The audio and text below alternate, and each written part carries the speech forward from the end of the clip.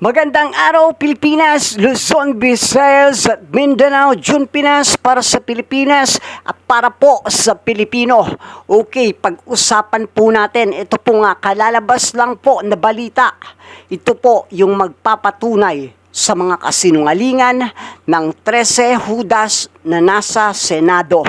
Ito po yung CCTV footage na kung saan po kitang-kita na tinulungan at persons of interest po talaga itong si Robin Padilla para po makatakas po itong si Bato de la Rosa. Okay, panoodin na po natin ito guys para po makita na po natin ang katotohanan sa likod po ng naging putukan dyan sa Senado kung talagang ito po ba ay moro-moro o totoo. Okay guys, panoorin po natin. Okay. Ito pong nasa gilid na ito, yung mga nakaupo, mga osaa po yan. At yan pong nakikita nyo na yan, yung nakabarong po na puti, si Robin Padilla po, yan. So, guys, or sa mga nakaupo po dyan, sa ating gobyerno, pakikasuhan nyo po rin itong mga osaan na nasa gilid na ito dahil alam po nila, imposibleng hindi po nila alam na ang senador na po na si Calvo de la Rosa ay isang fugitive, ngunit wala po silang ginawa or hindi po nila binalak na pigilan po itong fugitive na ito na tinulungan naman po ng isang senador na mayabang na wala namang utak at tangat bobo. Ayan po, si Robin po yan. Si Robin po yung nauna guys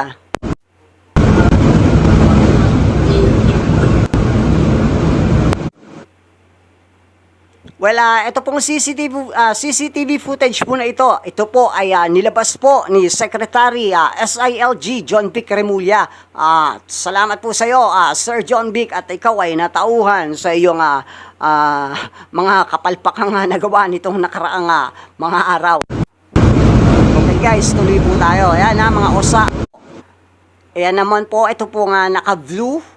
Naka-black na may dalang blue bag.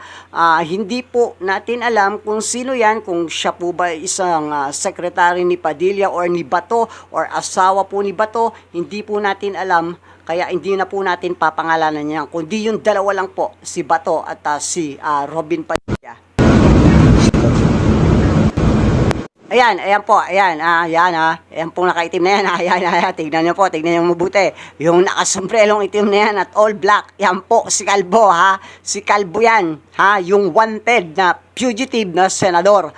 Nauna po si Robin Padilla, sumunod yung babae, sumunod, ito pong si Calvo de la Rosa, tuloy po kayo. Walang ya kayo, mga sinungaling kayo, kung ano, yan po nga, lalaki may cellphone, hindi rin po natin alam kung sino po yan, kaya wag na po natin yan bahala po yung mag-iimbestiga po dyan. Okay?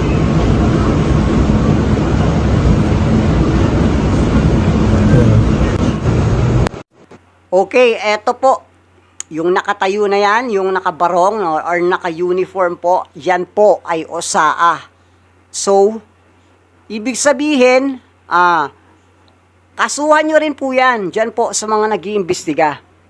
Kasi, security, security personnel po ng, dyan po sa Senado. At alam po nila na ito po nga si Bato de la Rosa ay isa pong pugante. Ngunit wala po silang ginawang hakbang para po ito'y pigilan. At yan pong mga nasa side na naka-blue, hindi po natin alam kung pulis po ba yan or osaa din. Pwede din pong kasuhan yan dahil nakita din po nila na ito pong si Bato de la Rosa at si Robin Padilla ay talagang tatakas po dito po sa loob ng building ng Senado. Ayan po, Robin, Ayan po, si Robin po, yun yung nauuna.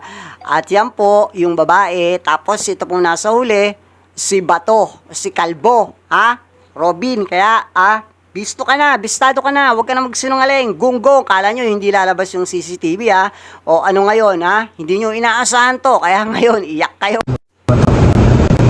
Ayan, Mabibilis, ayan po, Yun, kita-kita nyo guys, yung ni Robin Padilla, yung puting Fortuner na yan, yan tandaan nyo po yan, nagigigil ako sa'yo, Robin, napakasinungaling mo, nagpatakas ka ng wanted, sampaling ko ang mukha mo. Yan si Robin yan. Maling. Ayan po, yung lumabas po dun sa may exit. Ayan po yung tatlo, pasakay na po dito sa ay tingnan niyo po, yan yung Fortuner, Ano, Robin, Ano? 24. Maghintay ka ba to? Magkakatotoo yung sinabi sa'yo ni Trillanes, huwag kang matutulog na pikit ang dalawang mata mo. Kasi hindi mo mga malayan, nasa tabi mo na pala yung manghuli sa'yo, gago. Kitang-kita, yan guys, sasakyan po ni Robin Padilla yan. Ayan, sumakay si Robin, sumakay si Bato, at saka yung babae. Na pong naghihintay na talagang driver doon sa loob. Hindi po si Robin yung nag-drive. Siguro po, doon sa nakitang CCTV sa ibang footage, siguro nagpalit po itong driver na to para hindi po masita or ma-check pag si Robin Padilla po yung nakitang driver. Kaya kayong mga hinayo pa kayo dyan, payak-iyak pa kayo, Pia, huling-huli na kayo, gunggong, mga hinayo pa kayo. Akala nyo, hindi kayo mabibisto, O, ano ka ngayon, Robin, Tapos na kayo. Okay, i-ads pa, patapos na Hukom na, mga kababayan. Ay, lumabas si Batang Maynila to, it's... Okay. Okay guys, kitang-kita nyo yung kasinungalingan ng hinayupak na Robin Padilla na yan, Kala mo, hindi lalabas to. Hindi po nila inaasahan to, guys. Ngayon, iyak ka ngayon kasi pwede kang kasuhan ng obstruction of justice dyan. Ikaw naman ba to? Tapos na rin yung pagpapasarap mo. Kasi, meron pong lumabas na balita, galing po ito sa GMA News. At ito pong post po na ito ay galing po kay Jesus Pausis.